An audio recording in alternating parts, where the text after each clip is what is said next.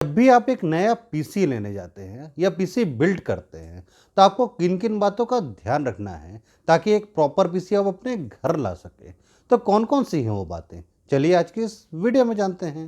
Hello friends, my name है स्वप्न श्रीवास्तव और आप देख रहे हैं मेरा यूट्यूब चैनल नई रफ्तार। तो फ्रेंड्स, आज की डेट में आपको पीसी के प्राइस पॉइंट पता ही होंगे। मतलब सारे कंपोनेंट्स के प्राइस बढ़े हुए हैं, काफ़ी ज़्यादा एक्सपेंसिव हो चुके हैं। मतलब नॉर्मल बजट में आज की डेट में एक पीसी बिल्ड करना तो पॉसिबल है ही नहीं।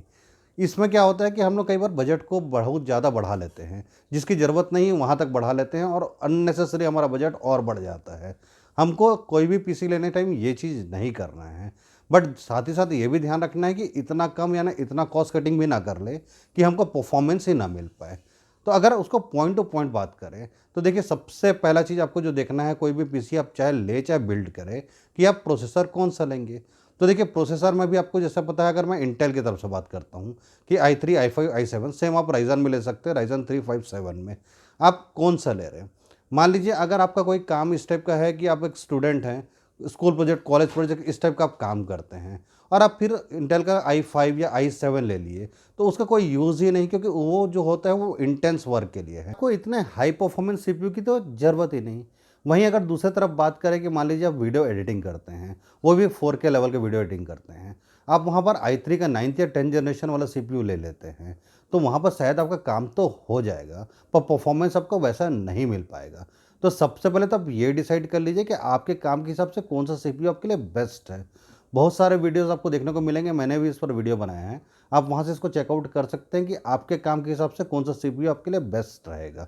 उसके बाद जो सबसे मेन पॉइंट होता है मदरबोर्ड, क्योंकि सीपीयू तो फिर भी आप जाके शॉप में बता देते हैं कि मुझे इस सीपीयू को मुझे ये सीपीयू चाहिए, बट मदरबोर्ड के बारे में ज़्यादा नॉलेज होता नहीं। और जो शॉप वाले होते हैं वो यहीं पर मार्जिन कमाते हैं, वो आपको ऐसा मदरबोर्ड दे देते हैं जो उतना अच्छा होता नहीं। तो जब भी आप एक मदरबोर्ड सेलेक्ट करें तो उसको देख लीजिए कि आप जो सीपीयू ले रहे हैं उसके साथ वो कंफर्टेबल है कि नहीं, वो फ्यूचरिस्टिक है कि नहीं। मतलब कि अगर आप कल को अपना सीपीयू चेंज करते हैं तो क्या वही मदरबोर्ड आपका काम करेगा नहीं करेगा, या आपको मदरबोर्ड को भी चेंज करना पड़ेगा।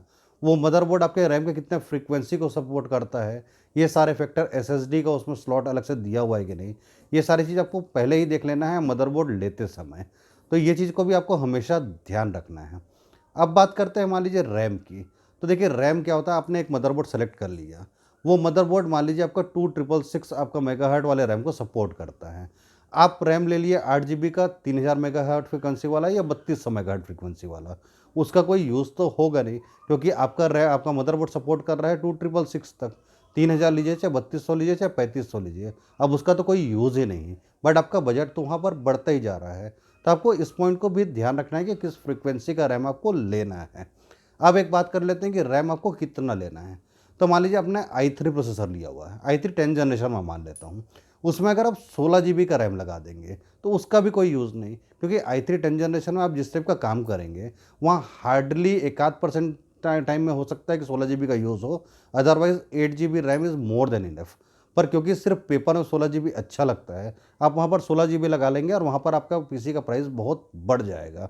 तो इस पॉइंट को भी आपको बिल्कुल ध्यान रखना है। अब बात करते हैं हम एसएसडी का।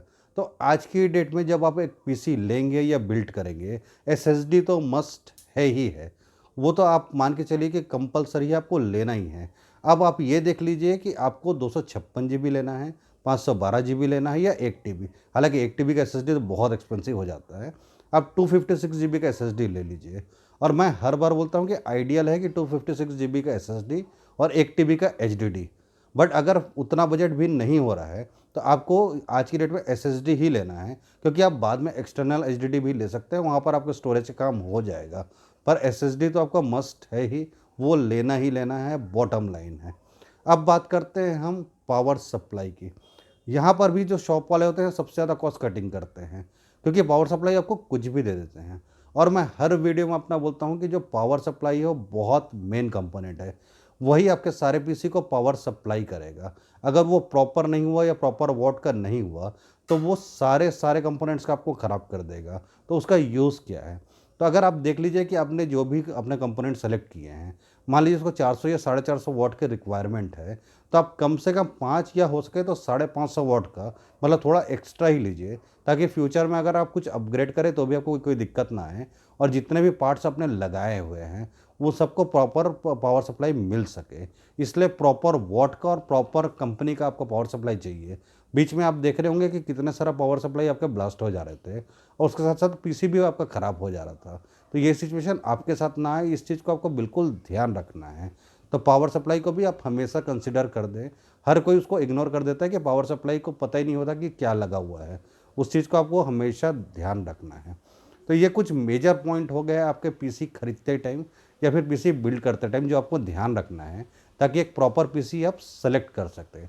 अगर आपको और भी डिटेल में चीज़ें जाननी है तो आप मुझे कमेंट कर दीजिए, मैं इसका पार्ट 2 भी बना दूंगा, जिसमें और टेक्निकल एस्पेक्ट के बारे में आपसे बात कर लूँगा। अभी मैंने मेन पॉइंट आपको बताया कि आप इस चीज़ को देखिए ताकि एक प्रॉपर पीसी आप सेलेक्ट कर सकें। तो बस यही था आज के वीडियो में। अगर ये वीडियो आपको अच्छा लगा तो इसे एक लाइक कर दीजिएगा, फ्रेंड के साथ शेयर कर दीजिएगा, चैनल को सब्सक्राइब कर दीजिएगा। मिलते हैं फिर नेक्स्ट वीडियो में, तब तक खुश रहिए, मस्त रहिए, बिंदास रहिए। Take care.